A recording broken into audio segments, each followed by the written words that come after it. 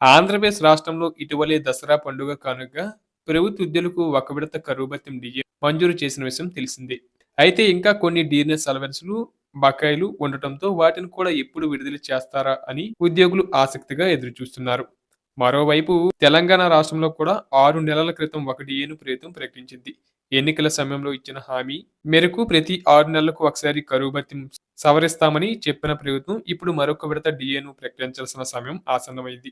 తెలంగాణలో కూడా కొన్ని డిఏ బకాయిలు పెండింగ్‌లో ఉండటం గమనార్హం.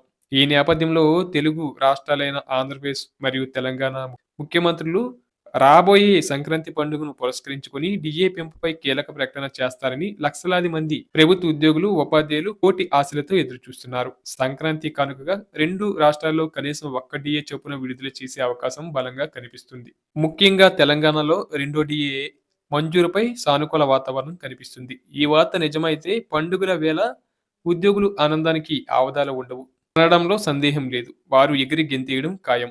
పెరిగిన నిత్యావసర ధరల నేపథ్యంలో ఈ కరువు భత్యం డిఏ పెంపు అనేది ఉద్యోగులకు గొప్ప ఆర్థిక ఊరటను ఇస్తుంది.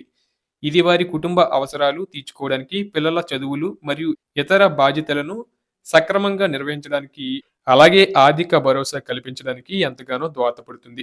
జీతాల పెరుగుదల వారి జీవన ప్రమాణాలను మెరుగుపరచడంలో కీలక పాత్ర పోషిస్తుంది. ఇదిలా ఉండగా కేంద్ర ప్రభుత్వ ఉద్యోగులకు కూడా జనవరి నెల ఎంతో కీలకం కానుంది.